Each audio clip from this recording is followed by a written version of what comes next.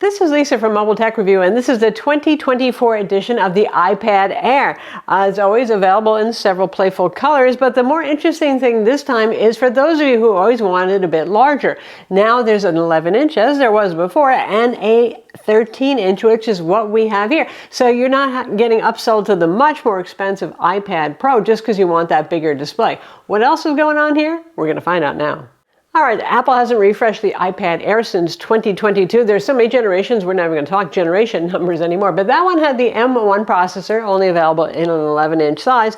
And now, obviously, we get the two sizes, and we get the M2 processor, which is no slouch. I mean, neither was the M1, to be honest. You're going to make way faster generative artwork or something like that using M1 versus M2, no, it doesn't even claim to have an AI coprocessor besides, but it's nice for those of you who are upgrading from a significantly older iPad, which is usually the target kind of for this sort of thing, and not going from one generation to the next. Not enough has changed. Again, unless you want the 13-inch.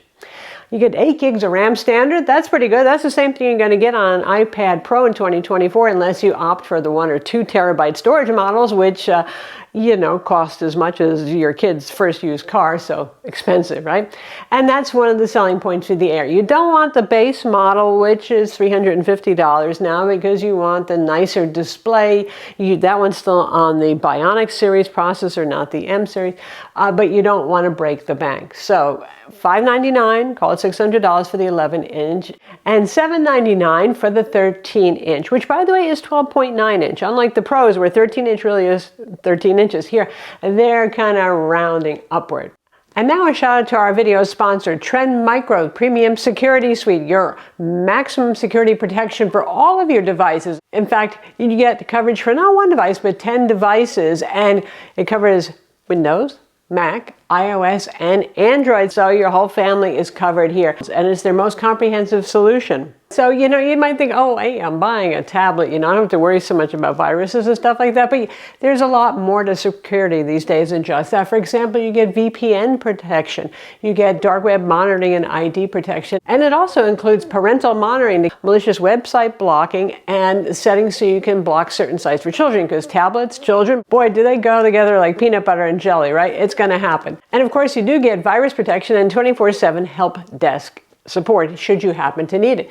Be sure to visit my link in the description to get your copy and to save. And now, back to our video. You're going to get laminated glass on this, which is, it's a good looking display. It's a 60 hertz refresh, no 120 hertz ProMotion like the Pros, but it's a good looking display. You're going to look at this, and unless you put it next to a mini LED or OLED iPad Pro, you're probably going to think, nice display.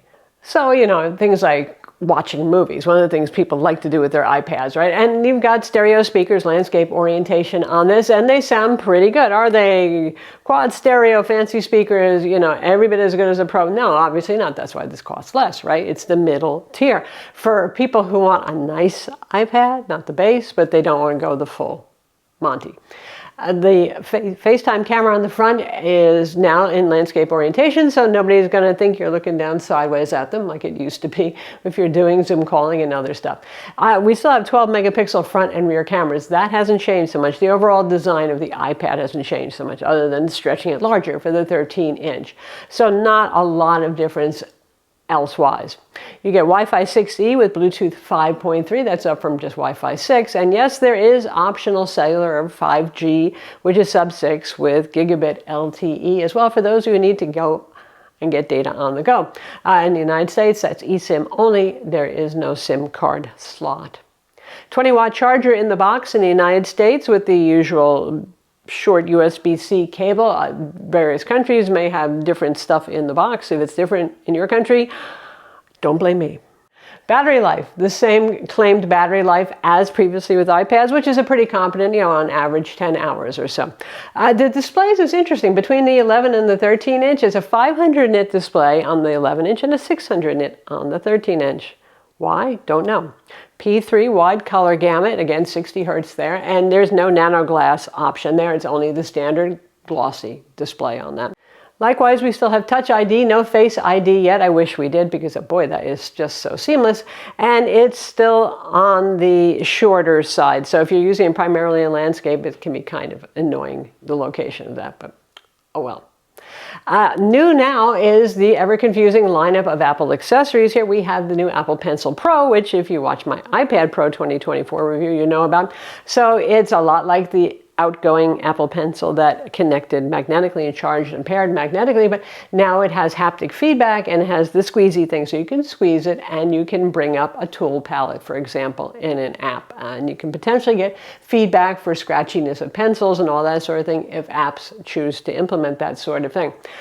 Again, that one is magnetically attached. That one's $129. Not backward compatible, not forward compatible. So if you had an older iPad Air, you're going to have to get a new pencil. The keyboards are the same though. So the same one that works on the 12.9-inch and 11-inch older generation iPad Pro also works on the 13-inch and 11-inch M2 iPad Airs. So that's good. Keyboard cases, the Magic Keyboard case is still $300 and $350 for the different sizes, and obviously you have third-party keyboard options as well. This has a 10 gigabit per second USB-C 3 port. It does not have Thunderbolt like the Pros. So it's funny, you know, some reviewers and some people are like, what's the point of this? Well, obviously, the point of it is it's $400 to $500 cheaper than the Pros, and you're getting a pretty darn nice tablet that'll probably last 6, God knows, even 10 years, depending on OS updates and all that sort of thing.